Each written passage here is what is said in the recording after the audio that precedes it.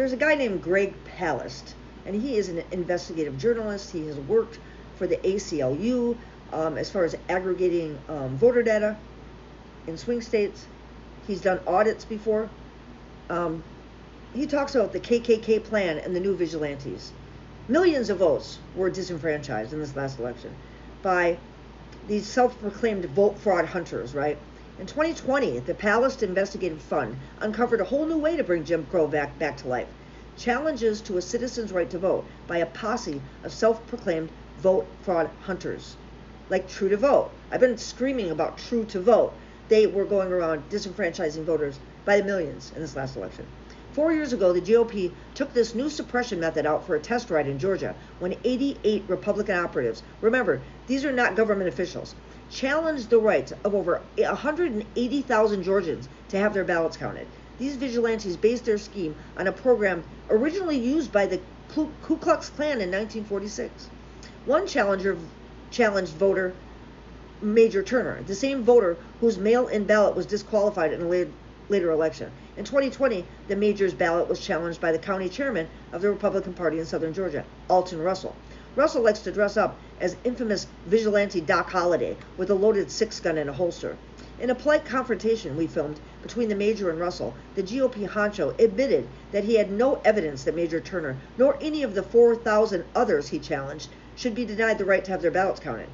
Note, the Palast Fund contacted a sample of 800 of these challenged voters and found that, overwhelmingly, they were Americans of color. In 2020, this KKK plan, adopted by the Trump organization, proved its value. In that election, Trump almost won Georgia, falling short by just 11,779 votes, only because local election officials rejected most of the challenges. But for 2024, the Georgia's Republican-controlled legislature changed the law to make it very difficult for officials to deny the challenges. That emboldened the Trump-supported organization True to Vote to roll out the challenges to every swing state. In 2024, True to Vote signed up over 40,000 volunteer vigilantes. The organization crowed proudly that by August of 2024, they'd already challenged a mind-blowing 317,886 voters in dozens of states. By election day, this number, True the Vote, projected it would have challenged over 2 million voters. In addition, Trump's lawyer, Cleta Mitchell, found Eagle AI to challenge hundreds of thousands more, including in swing state Pennsylvania. How many voters ultimately lost their ballots? Almost all voting officials we've contacted have refused to answer. Placebo ballots. Those voters who've been challenged by mail but mailed in their ballot would be unlikely to know that their vote had been lost. Others who showed up in person at a poll would be told they could not vote on a regular ballot. These voters were sent away or forced to vote on a provisional ballot. If you've been challenged or find that you've been purged off registration rolls, you'll be offered one of these provisional ballots, paper ballots, you place in a special envelope. Typically, you'll be promised your registration will be checked and your ballot will be counted. Bullshit. If you're challenged, unless you personally contact or go into your county clerk's office with ID and proof of address, your ballot goes into the electoral dumpster. A better name for a provisional ballot would be a placebo ballot. You think you're voted, but chances are you did not. That is, your ballot wasn't counted. Here's an ugly number. According to the U.S. Election Assistance Commission, in 2016, when 2.5 million provisional ballots were cast, a breathtaking 42.3% were never counted. Think about that. Over 1 million Americans lost their vote, though notably not one was charged attempting to vote illegally, and that was in 2016, before vigilante challenges and before millions more had been purged from the rolls leading up to the 2024 election.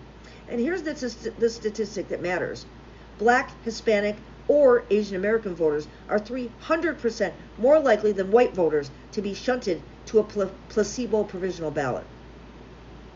The Great Purge and the Poison Postcard.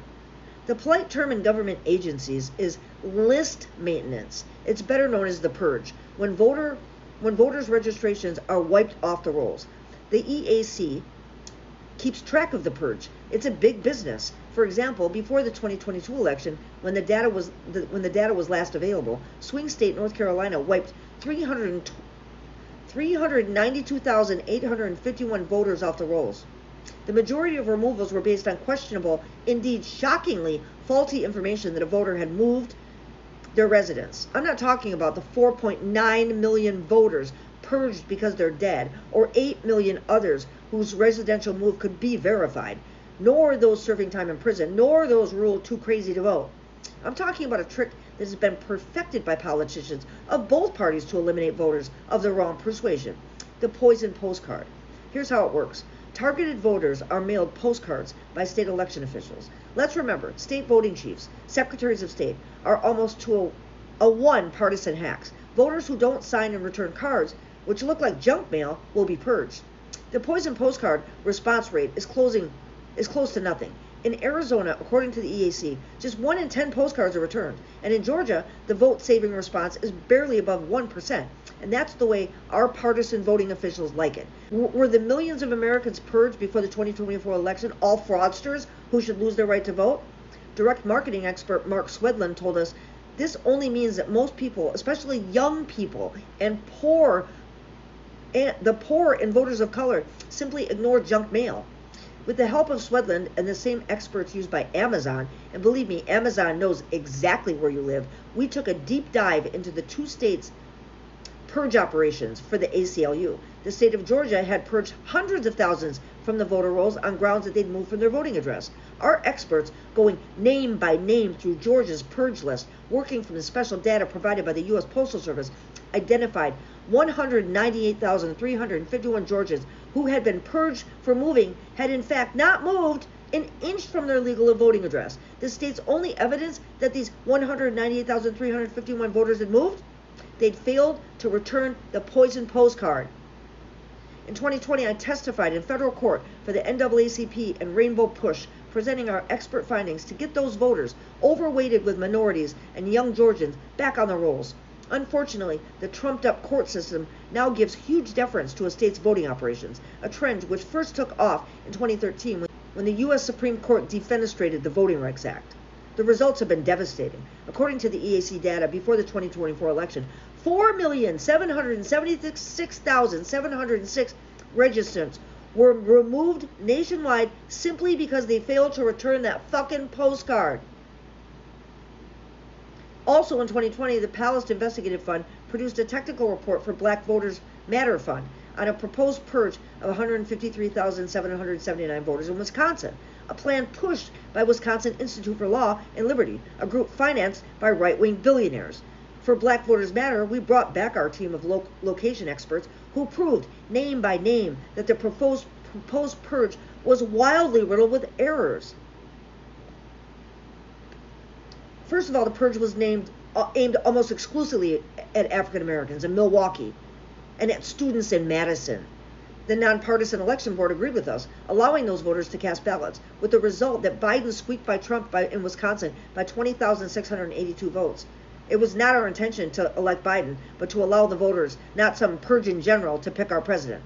Unfortunately, before the 2024 election, the poison postcard purge accelerated. This time, a new election boards in Wisconsin, 10 electoral votes, decided to use the same discredited purge list to knock off 166,433 voters, which this time we could not stop. And Kamala Harris lost that state by just 29,000 votes.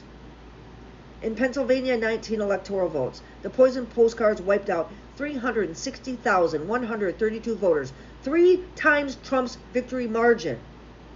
These purged votes matter.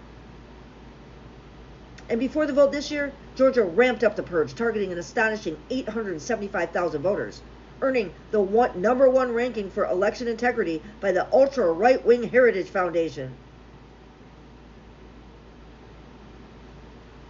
So, I mean, he gets into the nitty-gritty here.